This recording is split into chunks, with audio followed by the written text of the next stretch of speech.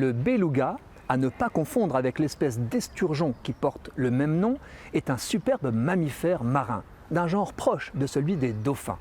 Beluga est dérivé d'un mot russe signifiant blanc, blanc comme les mers polaires arctiques et subarctiques où il vit, blanc comme sa peau quand il est adulte, car les juvéniles sont gris.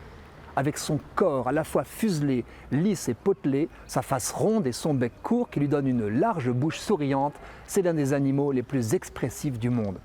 Nommé baleine blanche, mais aussi canari des mers, car c'est un animal social et bavard. Sa population est estimée à 100 000 individus.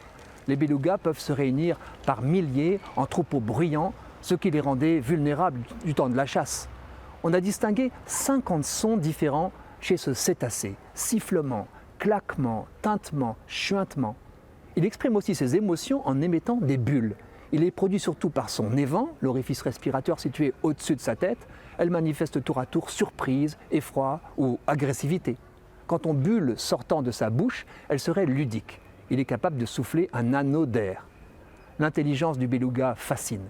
Un juvénile en captivité à San Diego s'est mis à imiter la voix de ses soigneurs d'une façon stupéfiante sans qu'on sache comment il pouvait descendre très en dessous de la tonalité de son espèce. Il a cessé ses bavardages à la puberté.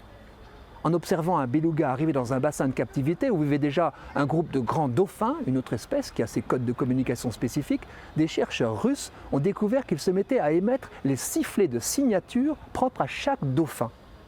Ils ignorent s'ils les imitaient comme un perroquet ou s'il s'agissait d'une rarissime communication interespèces. Le cerveau du beluga est presque 2 fois plus gros que le nôtre. Certes, l'animal pèse jusqu'à 1,5 tonnes et la masse du cerveau n'est pas proportionnelle à l'intelligence, mais celui du beluga ressemble au nôtre, avec même plus de plis en surface, ce qui dénote un fort volume dédié à la réflexion, la résolution de problèmes et la communication.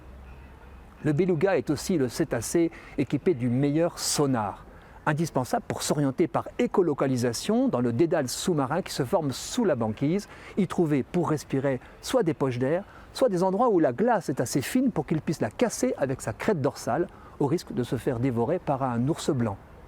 Depuis 7000 ans, une sous-population de beluga est isolée au sud de son aire de répartition dans l'estuaire canadien du fleuve Saint-Laurent, où elle a développé son propre code génétique.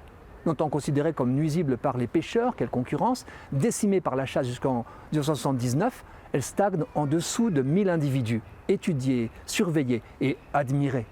La notoriété du beluga endémique du Québec favorise la protection de l'ensemble de l'écosystème où il évolue. On parle d'une espèce parapluie. Mais la pollution chimique et sonore nuit à sa reproduction. Le faible taux de fécondité des femelles fait craindre l'extinction. Il y a le feu. Si la nature avait plus de jardiniers, elle aurait moins besoin de pompiers.